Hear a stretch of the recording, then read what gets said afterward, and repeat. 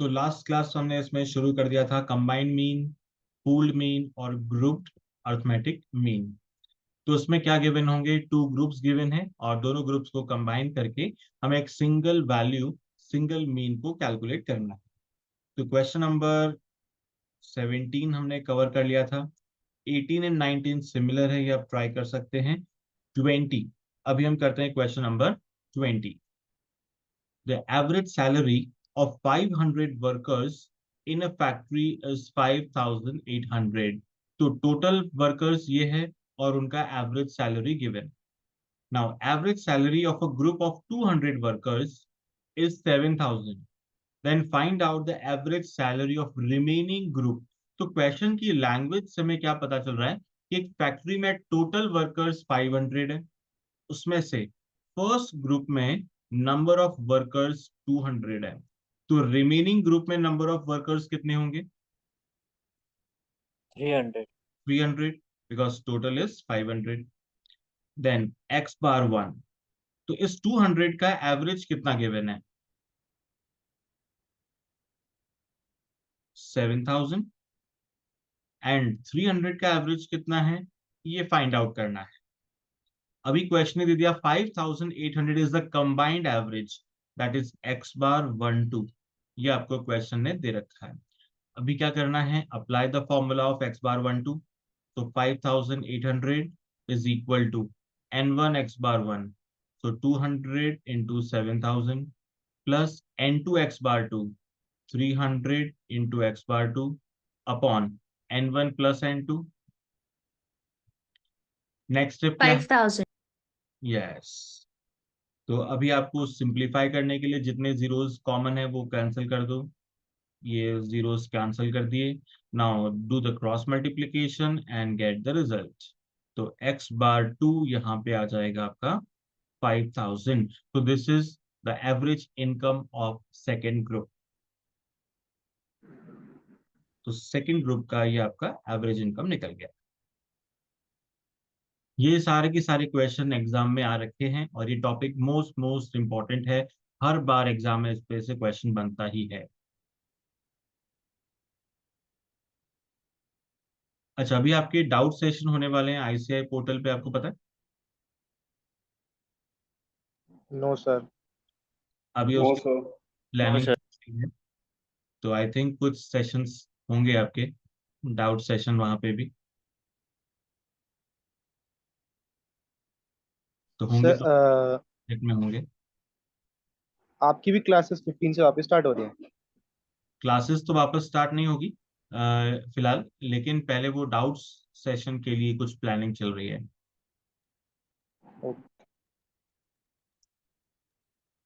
तो अभी तो मैं सारी क्लासेस वहां पे नहीं ले पाऊंगा बिकॉज जब भी आफ्टरनून का टाइम नहीं सेट हो रहा है, तो मैंने उनको मना किया है। तो क्वेश्चन नंबर 21, अच्छा क्वेश्चन है। In a class of 50 students 10 have failed and average marks is 2.5। तो अभी तक की इंफॉर्मेशन से क्या पता लग रहा है, टोटल नंबर ऑफ स्टूडेंट्स 50 है, जिसमें से 10 फेल हो गए एंड उन 10 के एवरेज मार्क्स ये है। तो अगर मुझे एक्स बार 1 लिखना है तो एक्स बार 1 कितना लिखूंगा मैं? 2.5। 2.5। 2.5। n1 कितना हो जाएगा? 10। 10। 10। तो 10 n2 कितना लिखेंगे? 40। गिवन। बिल्कुल। एक्स बार 2 गिवन है क्या? No no sir. Sir. No sir. और कुछ गिवन है क्या? एक्स बार 1 2 या ऐसा कुछ? टोटल स्टूडेंट 50 दिया। Yes sir. The total X bar is 1 281। X bar 1 क्या गिवन है हमें, कितना है? yes sir 50। 5.62। 50 स्टूडेंट। 50। 50 तो आपका टोटल नंबर ऑफ स्टूडेंट है, दैट इज n1 प्लस 1 2 नहीं सर। 181। टोटल दिया हुआ है ना सर, एंटायर क्लास के नंबर दे रखे हैं सर। हाँ, यस ये सर। आपको entire class का एंटायर number क्लास के नंबर गिवन है, 281। मतलब सिग्मा एक्स गिवन है। सिग्मा एक्स है आपका 281। अगर आपको मीन कैलकुलेट करना है तो मीन का फॉर्मूला क्या होता है, सिग्मा एक्स अपॉन एन। तो divide by yes n sir। कर दो, एन कितना है आपका 50। तो 281/50 ये आ गया आपका x बार 12। चाहो तो इसी फॉर्म में रख दो इसको, 281/50। Now apply the formula. x bar 12 is equal to n1 x bar 1 n2 x bar 2 upon में n1 प्लस n2, ये हो गया 50। तो इससे क्या होगा, आपका कुछ कैंसिल हो जाएगा, देन सिंप्लीफाई करो। 6.4 फाइनल आंसर। कितना? 6.4। 6.4। यस, तो x बार 12 आ गया आपका 6.4।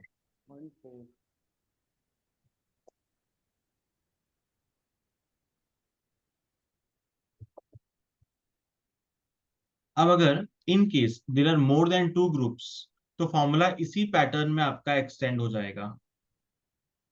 जैसे अगर आपके 3 ग्रुप्स है तो आप लिख दोगे x बार 1 2 3, तो n1 x bar 1 plus n2 x bar 2 plus n3 x बार 3 upon n1 plus n2 plus n3।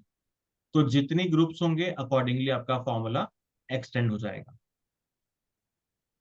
तो इस पैटर्न पे आपका नेक्स्ट क्वेश्चन है, the mean weight of 15 students is 110।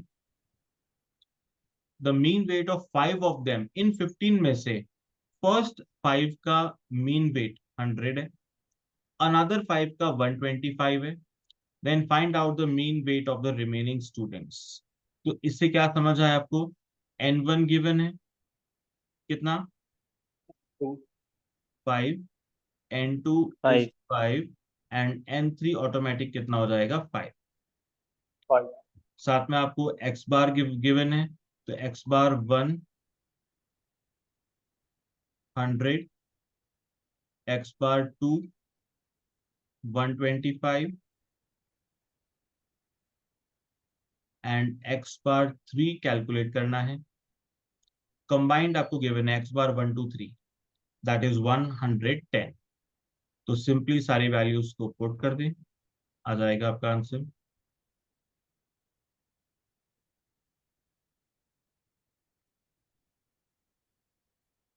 So 105. 105।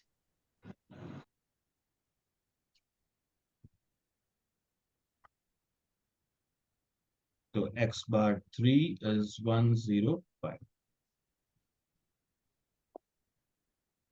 Yes sir 105। ठीक है, तो ये हो गया हमारा कंबाइंड अर्थमेटिक मीन। 23 वाला पैटर्न जो है ये हमने पहले किया था, करेक्शन वाला। इसी पे बेस्ड एक और क्वेश्चन है 24।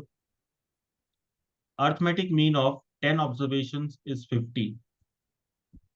10 क्या हो गया? n, and 50 is x bar.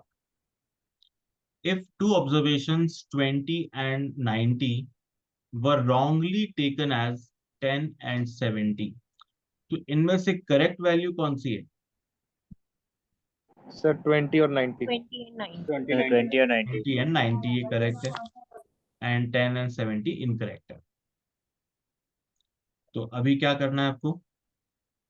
Sir अगर आप पूरे ऑप्शन बी है मेथड सर। से चलते हैं तो आपका फॉर्मूला है x bar is equal to sigma x upon n।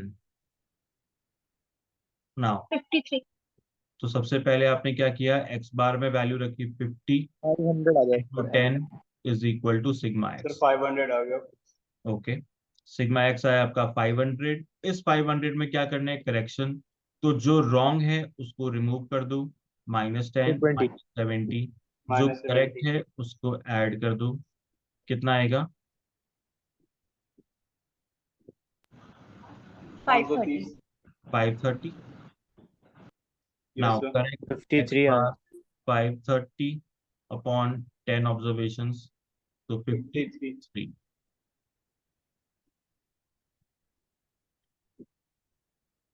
और कोई तरीका है इसको सॉल्व करने का?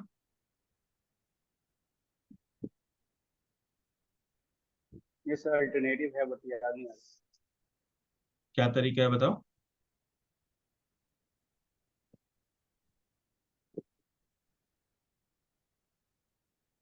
और कोई मेथड याद नहीं किसी को? नहीं सर, जहाँ देखा था यही मेथड से सॉल्व कराया था। अच्छा, जहाँ देखा ये मेथड दिखा, क्योंकि मेरे को ध्यान, अगर मैंने आईसीए वाले में जिस दिन ये क्लास ली थी उस वक्त मैंने एक इसका शॉर्टकट भी बताया था, अगर किसी ने वो सेशन देखा है तो।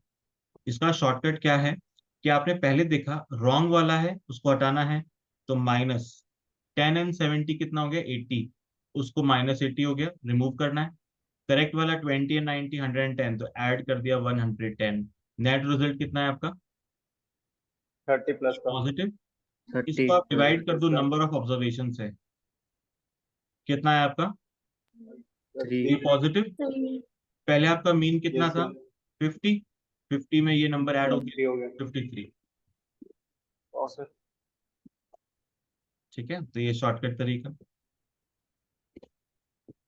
अच्छा है सर तो ऐसे तो कहीं पहले सारे, रॉन्ग को माइनस करना है, रॉन्ग को मतलब दोनों रॉन्ग को ऐड करना है, फिर जो रॉन्ग राइट वाला है उन दोनों क्योंकि को ऐड रिमूव करके। करते हैं तो वो नेगेटिव, जो करेक्ट है उसको ऐड करते हैं तो वो पॉजिटिव।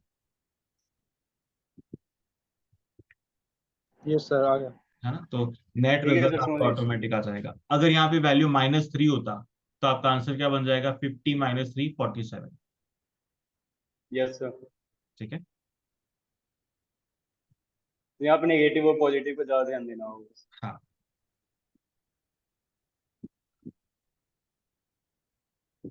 अभी 25, following are daily wages in rupees of 8 employees. ये वेजेस गिवन है। The firm gives TA, TA मतलब ट्रैवलिंग अलाउंस, 20 25 एंड 30 इतना उनको अलाउंस मिलता है as per the respective wage group.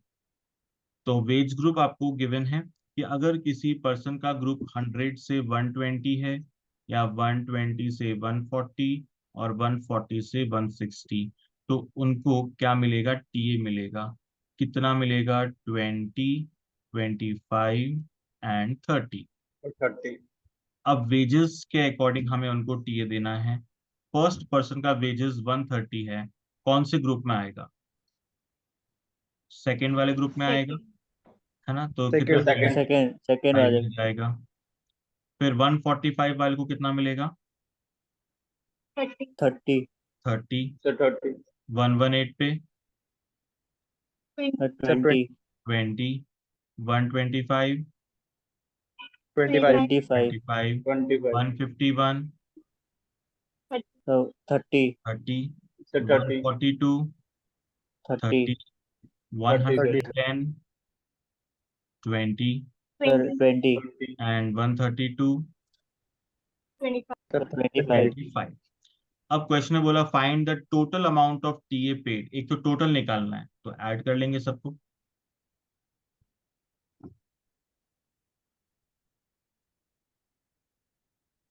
Add कर लो।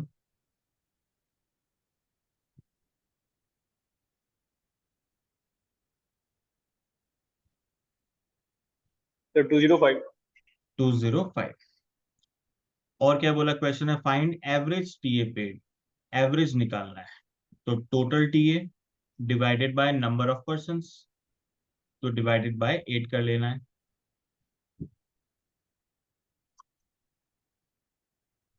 25.26 25.625। यस, तो ऑप्शन नंबर ए।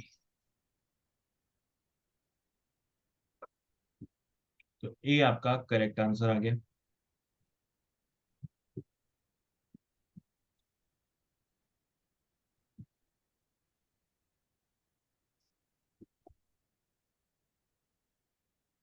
चलो ये हो गया। अब आता है आपके पास एक नया point, change of origin and scale. इस पे भी अक्सर क्वेश्चन बनता है। यही सेम टॉपिक आपका सेंट्रल टेंडेंसी में है, dispersion, correlation and regression. 4 chapter में ये पॉइंट आता है बार बार, तो कहीं ना कहीं से एक बार तो क्वेश्चन एग्जाम में आ ही जाता है। तो सबसे पहले समझ लेते हैं इसका मतलब क्या होता है, पता है किसी को, चेंज ऑफ ओरिजिन स्केल क्या होता है।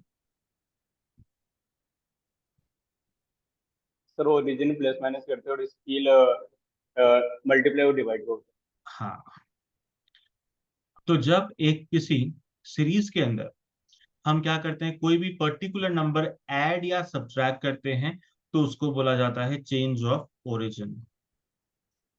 एंड अगर हम कोई सीरीज में नंबर मल्टीप्लाई या फिर डिवाइड करते हैं तो उसको बोलते हैं चेंज इन स्केल। जैसे एग्जाम्पल लेते हैं, सीरीज गिवन है अभी आपको 2 4 6। पहले सीरीज का आपको एवरेज निकालना है, तो टोटल कितना आएगा 12 12 एंड एवरेज एक्स बार 12/3 कितना होता है 4 4 4। तो एक्स बार आ गया 4। अभी हमने क्या किया, if all observations are increase by 2। अब सारे ऑब्जर्वेशन को 2 से इंक्रीज करना है। 2 से इंक्रीज करना मतलब चेंज ऑफ ओरिजिन, बिकॉज हम प्लस कर रहे हैं एक पर्टिकुलर नंबर, और वो एक पर्टिकुलर जगह नहीं पूरी सीरीज के अंदर प्लस हो रहा है। तो 2 + 2 4, 4 + 2 6 एंड 6 + 2 8। अभी आपका टोटल कितना आएगा 18 18। एक्स सर बार कितना 18 आएगा हो गया सर 6 6। 6 तो अब कंक्लूजन क्या निकला कि हमने बोला if all observations are increase by 2 then arithmetic mean also increase by 2। तो ऑटोमेटिकली अर्थमेटिक मीन 2 से इंक्रीज हो जाएगा। इसका मतलब हमें ये पूरा सॉल्व करके देखने की जरूरत ही नहीं है, तो डायरेक्ट आप अपना आंसर कैलकुलेट कर सकते हो। तो अगर इसी तरह से मैंने बोल दिया if all observations are decrease by 2, तो आपको पूरा सॉल्व करने की जरूरत नहीं है, डायरेक्ट आप आंसर निकाल सकते हो। कितना 4 था पहले सर 2 ओरिजिनली, हो जाएगा सारे ऑब्जर्वेशन 2 से डिक्रीज बाय ओरिजिनल में 2। डिक्रीज, से 2 - 2 हो जाएगा तो सर ये भी होगा आपका 2। तो इसको हम बोलते हैं चेंज ऑफ ओरिजिन। तो बिना सॉल्व किए आप डायरेक्टली आंसर कैलकुलेट कर सकते हैं। अब हमने किया multiply. If observations are multiplied by 2, जैसे 2 × 2 4, 4 × 2 8, 6 × 2 12, टोटल हो गया आपका 24। तो एक्स बार कितना आ जाएगा 24/3, और दैट इज 8 8। तो अगर सारे ऑब्जर्वेशन को हमने 2 से मल्टीप्लाई किया तो अर्थमेटिक मीन भी 2 से मल्टीप्लाई हो गया। मतलब फिर से सॉल्व करने की कोई जरूरत नहीं थी, डायरेक्ट हम आंसर कैलकुलेट कर सकते हैं। तो सिमिलरली अब बताओ, सारे ऑब्जर्वेशन को मैंने 2 से डिवाइड कर दिया, तो अर्थमेटिक मीन क्या होगा। सर सर 2 2 हो जाएगा Yes, 2 arithmetic mean will get divided by 2. So 4/2 gives 2. तो इसको हम कहते हैं change of origin and scale. तो बहुत सिंपल टॉपिक है, कोई दिक्कत नहीं इसमें।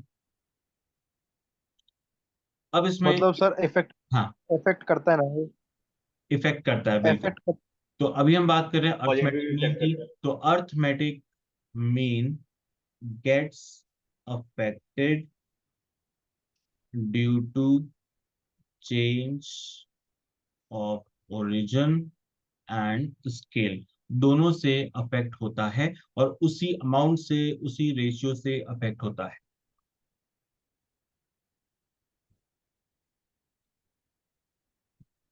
अब इसके साथ एक और पॉइंट कनेक्टेड है, जो कहते हैं कि mean, median and mode satisfy linear relationship between two variables। अगर दो वेरिएबल में कोई लीनियर रिलेशनशिप गिवन है तो हम उसमें मीन मीडियन मोड कैलकुलेट कर सकते हैं। तो क्वेश्चन क्या कहना चाहता है, जैसे लेट से x + y = 10। ये एक लीनियर रिलेशन है between two variables, because x भी है y भी है, दो वेरिएबल है, एक सिंगल इक्वेशन गिवन है। अब अगर क्वेश्चन कहता है कि mean of x is 4, find mean of y, तो सिंपली क्या करना है, x की जगह पे x बार की वैल्यू पुट कर दो। तो y बार कितना आएगा 6। ठीक। दैट्स इट, 6 आ जाएगा sir simplest answer, simplest question. ऐसे क्वेश्चन भी एग्जाम में आते हैं और फिर भी गलत हो जाते हैं, क्यों? क्योंकि हमें एग्जाम में लगता है इतना इजी क्वेश्चन भी आता है, बट आते हैं एग्जाम में इजी क्वेश्चन। ठीक है। सिमिलरली अगर यस मैंने यस बोला median of y is 2, find median of x if the relation is 2x + 3y = 20, ये दे रखा है। तो अभी हम क्या करेंगे, वैल्यू पुट करेंगे। So 2x 7. plus 3 into 2 equal to 20. तो आपका x आ जाएगा कितना 14/7. परफेक्ट. तो ये आपका रिजल्ट. तो चाहे मीन, मीडियन या मोड कुछ भी है, सिंपली वैल्यू पुट करो and get the result. That's it. इतना आसान.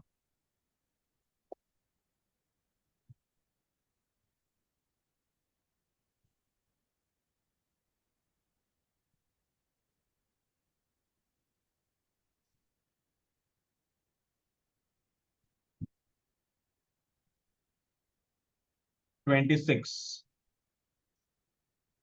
If each item is reduced by 15, arithmetic mean will be So decrease by Decrease 50. decrease by 50. by 50. B decreased by option. 15. B option. 27. If all observation of the series are doubled, then arithmetic mean will be Multiplied by Multiplied by 2. 2. बिल्कुल सही है. 28. Equation given है. Mode of x is 23. Find the mode of y. 13. B. 13. 13. 13, sir. Then 29. Median of x is 20. Find median of y. 37. 37. Then question number 30. Arithmetic mean of u is 10. Find arithmetic mean of v. C minus 27. C minus Yes, minus. 27. 7. तो कितना आसान था arithmetic mean.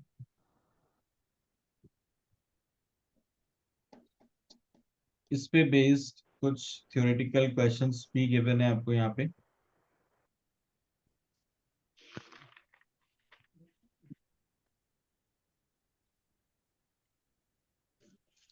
Question number 1. Measures of central tendency for a given set of observation measures. क्या measure करता है? Central location of the Central observation. Location. B option. Central tendency is called average of dash order, First order. first order, First or and dispersion, Second. sir. second. second order. Average discover, क्या discover करता है average? Uniformity. एक uniform value, Uniformity. Single value. तो option number A uniformity. 5. Average has relevance for Heterogeneous या population. Heterogeneous या both. Sir, both, sir. पक्का. Heterogeneous. हेट्रोजीनियस. Sure. Sir करवाया था आपने सर heterogeneous. करवाया था, याद है. ओके. हेट्रोजीनियस बिकॉज अगर पॉपुलेशन होमोजीनियस है, मतलब सारे ऑब्जर्वेशन सेम है, सारे ऑब्जर्वेशन लिखे हैं 10 10 10 10, तो एवरेज क्या होगा? Sir, 10. 10. तो हमें कोई फॉर्मूला लगाया ही नहीं, कुछ कैलकुलेट करने की जरूरत ही नहीं पड़ी, उसका आंसर 10 ही हो जाएगा.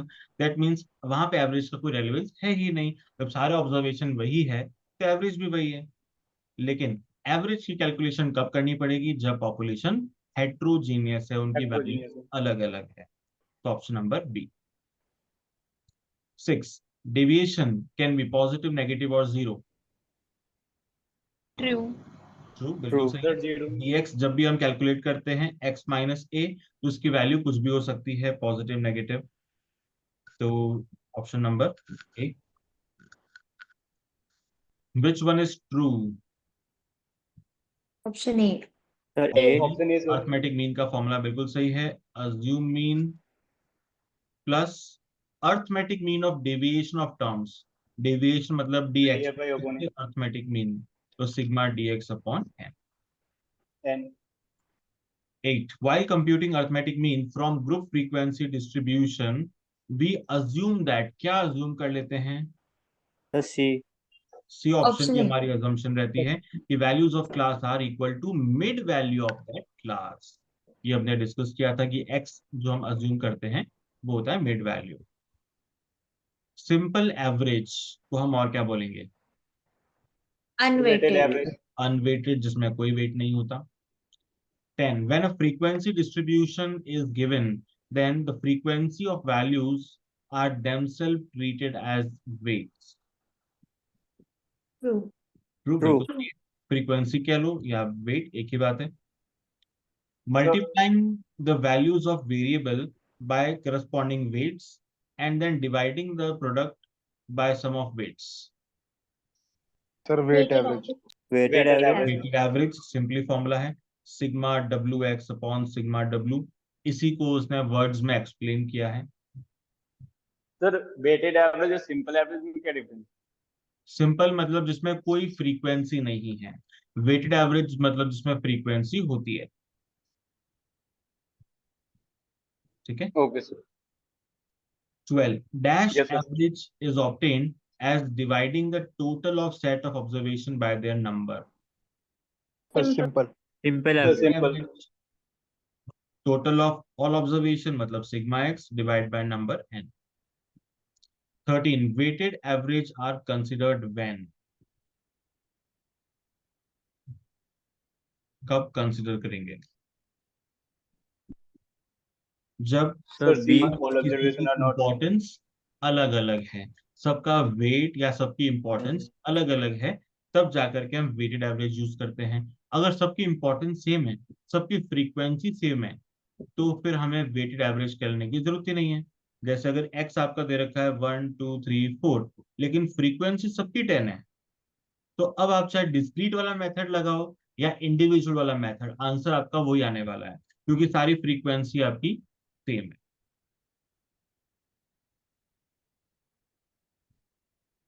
14 which is true? Option option A Option A। सबसे best measure of central tendency है, option A.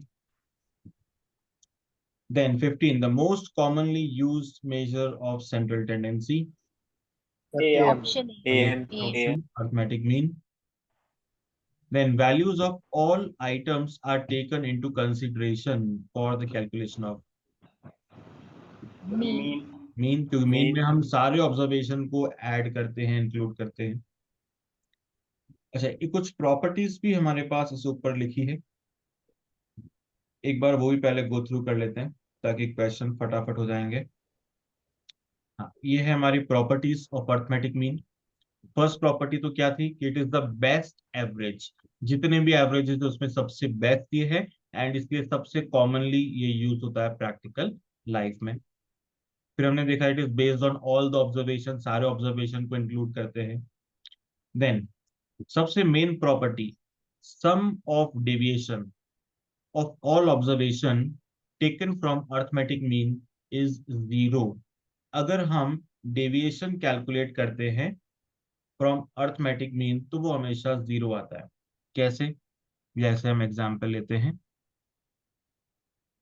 2 4 6 8 20, total 40, x bar 40/5 that is 8।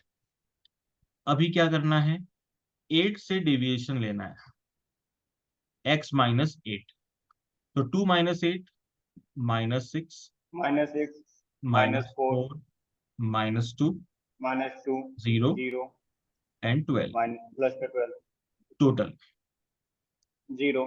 आ गया 0। तो जब भी हम Yes, अर्थमेटिक मीन से डेविएशन लेते हैं तो उसका टोटल फिक्स है, 0 ही आएगा। तो ये इसकी प्रॉपर्टी हो गई। ये हो गया इंडिविजुअल सीरीज में। और अगर डिस्क्रीट होगा तो फ्रीक्वेंसी लगा दो बीच में, sigma F into x minus x bar will always gives 0।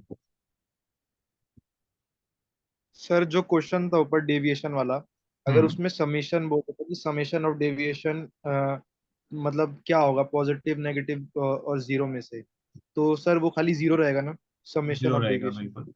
Arithmetic mean से जब भी डेविएशन लोगे ये 0 रहेगा। इसके अलावा अगर किसी और नंबर से लेते हो तो वो क्या हो गया, पॉजिटिव नेगेटिव कुछ भी आ सकता है।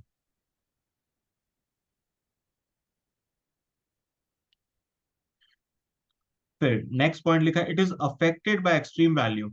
एक्सट्रीम मतलब सबसे छोटी और सबसे बड़ी वैल्यू। तो अगर आप सबसे छोटी वैल्यू को चेंज कर दोगे तो क्या अर्थमेटिक मीन चेंज होगा? yes sir। जैसे अगर 2 की जगह पे Yes। आपने 0 कर दिया तो चेंज होगा। सबसे बड़ी वैल्यू को चेंज करोगे तो भी होगा। कोई भी वैल्यू चेंज कर दो, arithmetic mean will get affected. तो कुल मिला के प्रॉपर्टी यही कहती है कि it gets affected due to extreme values. फिर इसमें से कोई भी हम करें ना, मतलब क्या? छोटी करे, बड़ी करे या बीच का करे? कोई भी। ये एक्चुअली क्या है कि बाकी सारे जो दूसरे हैं जैसे मीडियन है, तो वहाँ एक्सट्रीम वैल्यू का अलग से रेलिवेंस है। इसलिए जो एग्जाम में क्वेश्चन आता है वो एक्सट्रीम वैल्यू स्पेसिफिक क्वेश्चन आ जाता है कि एक्सट्रीम वैल्यू किसको अफेक्ट नहीं करता, तो वहां हम आंसर करते हैं मीडियन को अफेक्ट नहीं करता क्योंकि it is based on middle observation, इसलिए। लेकिन मीन में तो क्योंकि सारी वैल्यूज काम में आती है, तो कोई भी वैल्यू आप चेंज करोगे इट गेट्स अफेक्टेड। अब एक और पॉइंट लेते हैं यहाँ पे।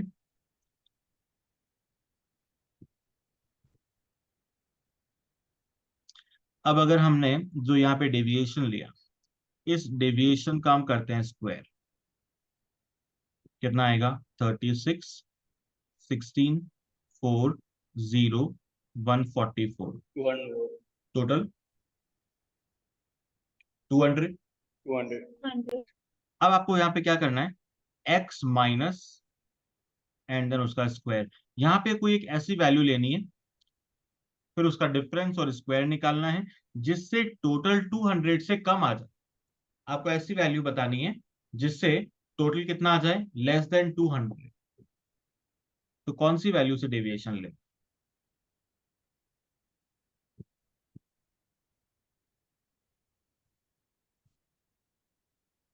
सर 8 से ज्यादा। 8 से ज्यादा, जैसे 10। Yes sir. चलो 10 से लेके देखते हैं। 2 माइनस 10 -8, -8। स्क्वायर 64। 4 माइनस 10 6, 6 का स्क्वायर 36। 6 माइनस 10 4, 4 का स्क्वायर 16। देन 2, 2 का स्क्वायर 4 एंड 10, 10 का स्क्वायर 100। कितना हुआ टोटल? 220। ज्यादा हो गया थोड़ा।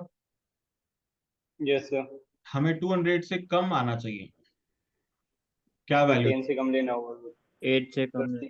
8 तो हमने लिया हुआ है यहाँ पे। 8 से कम। 8 सर से उससे कम। कम सर 6। 8 से कम। 8 से कम अगर आप 2 ले लेते हो जैसे, तो 20 माइनस 2 18, 18 का स्क्वायर 324। हो गया आउट। तो क्या करेंगे? सर 7। क्या? सर 7 से ट्राई करो तो। 7 से करना है? 7 से कर लो। 5 का स्क्वायर 25, 3 का स्क्वायर 9, 1 का स्क्वायर 1, अगेन 1 का 1 एंड 13 का स्क्वायर 169। 169। अब कर लो टोटल। 205। 180 एंड 25 205। सर 1 से ही मल्टीप्लाई कर। सर मेरे पास ऑप्शन है सर। क्या? Sir zero. क्या ऑप्शन है? सर जीरो, कुछ समझ ना आए तो जीरो। 0। 20 माइनस 0 कितना होता है? 20। सर 20 का खतरनाक स्क्वायर है। 20 400। होता है। एक बार में हो गया क्रॉस। सर 400 हो गया वो तो एक ही बार में। चलो, आरओई का मैसेज आया है। Square of deviation from mean is always lowest. इसका मतलब क्या है कि जो 200 आया है ना, ये आपका लोवेस्ट है। इससे कम नंबर आना पॉसिबल ही नहीं है। चाहे कुछ भी कर लो, हमने कितनी कोशिश कर ली, 200 से कम आ ही नहीं सकता। It is not possible. ठीक है। तो ये ठीक। एक्सरसाइज हम क्यों करते हैं? ताकि प्रॉपर्टी याद रहे एग्जाम में, कि उस वक्त हमें याद रहेगा अच्छा हमने इतनी मेहनत करी थी और मेहनत का रिजल्ट 0, लेकिन यहाँ पे रिजल्ट आपका पूरा 1 आएगा, है ना। So square of deviation of all observation from arithmetic mean is the lowest. मतलब एक तरफ तो आपने x माइनस एक्स बार का स्क्वायर किया, दूसरी तरफ आपने किया x minus any other value का स्क्वायर। तो एनी अदर वैल्यू हमेशा ज्यादा ही आएगी एंड मीन वाला जो स्क्वायर है आपका वो सबसे लोवेस्ट होगा। ठीक है। Yes sir. ये property number 6। Then 7, it is most affected by sampling fluctuation. तो सैम्पलिंग फ्लक्चुएशन मतलब जैसे जहां पे बहुत सारा डेटा है, हजारों लोगों का डेटा है, और हम उसमें से रैंडमली कुछ फिगर्स सेलेक्ट करते हैं। जैसे 1000 का डेटा है, हमने उसमें से 20 का डेटा लिया, एवरेज आ गया लेट से 50, फिर अगेन 20 का डेटा लिया, इस बार एवरेज आया 60, फिर अगेन 20 का डेटा लिया, इस बार एवरेज आया 40। मतलब जितनी बार हम सैंपल ले रहे हैं उतनी बार हमारा एवरेज चेंज हो रहा है, क्योंकि सैम्पलिंग में डेटा चेंज हो रहा है और डेटा चेंज होने से हमारा एवरेज चेंज होता है। तो इसलिए हम कहते हैं it is most affected by sampling fluctuation. It is rigidly defined, मतलब जो भी प्रॉपर्टीज है जो हमने पढ़ी है वो फिक्स्ड है, इसकी मैथमेटिकल प्रॉपर्टीज वही रहने वाली है, उसमें कोई अल्ट्रेशन मॉडिफिकेशन नहीं हो सकता। It is affected due to change of origin and scale, ये हम देख चुके हैं कैसे अफेक्ट होता है। And in case of open end class interval, open end class interval का क्या मतलब है? फिर क्लास इंटरवल तो ठीक है, ओपन एंड क्या है? जैसे क्लास इंटरवल आपको इस तरह से लिखिए 30 to 40, 40 to 50, 50 to 60, 60 to 70 and लिख दिया अबव 70। ठीक है, अब अगर आपको परसेंटेज ज्यादा एवरेज है। निकालना है तो हम क्या करते हैं, मिड वैल्यू निकालते हैं। तो 30 एंड यस सर। 40 का मिड वैल्यू 35, 35, फिर 45, 45, 55, 55, 65, अबव 70 का मिड वैल्यू कैसा आएगा? तो देखो अबव 70 का पता मतलब कहाँ नहीं तक होता है? इनफाइनाइट। इनफाइनाइट तक, क्योंकि सर, 70 इनफाइनाइट। से ज्यादा 80, 90, 100 इनफाइनाइट कुछ भी हो सकता है। तो 70 एंड इनफाइनाइट का मिड वैल्यू क्या आएगा? इनफाइनाइट। तो अगर यहाँ हमने इनफाइनाइट। इनफाइनाइट लिख दिया, दैट मीन्स हम अर्थमेटिक मीन कैलकुलेट कर ही नहीं पाएंगे। तो फिर हमें क्या करना पड़ता है? तो ऐसे केस में हमें एक अजम्पशन लेनी पड़ती है, क्या? कि सबका इंटरवल 10 का है, तो बाय डिफॉल्ट यहाँ भी इंटरवल कितना होगा? 10 का, एंड फिर हम मिड वैल्यू 75 लेते हैं। तो this is basically N assumption, and इस अजम्पशन की वजह से हम अर्थमेटिक मीन कैलकुलेट कर पाते हैं, बट वो अर्थमेटिक मीन एक्यूरेट नहीं हो सकता क्योंकि हमने अजम्पशन ली है। तो अजम्पशन लिए। इसलिए यहाँ पे हम कहते हैं ओपन एंड क्लास इंटरवल के लिए अर्थमेटिक मीन बेटर नहीं है। तो क्या बेटर होगा वो आगे जाके हम डिस्कस करेंगे कि median will be better for open end class interval. चलो अभी टाइमर खत्म होने वाला है, तो ये जो आपके प्रैक्टिकल क्वेश्चन है, थ्योरेटिकल क्वेश्चन है, ये 26 तक आप सारे ट्राई कर लेना। अब ये सारे क्वेश्चन आपके हो जाने चाहिए, इजी है। एंड प्रैक्टिकल क्वेश्चन जो है आपके वो भी अर्थमेटिक मीन तक आपको सारे कंप्लीट करने हैं। नेक्स्ट क्लास में हम शुरू करेंगे median. Sir sir open test नहीं एंड भेजा? वही है ना जो आपने लास्ट में बताया कि 70 है अब।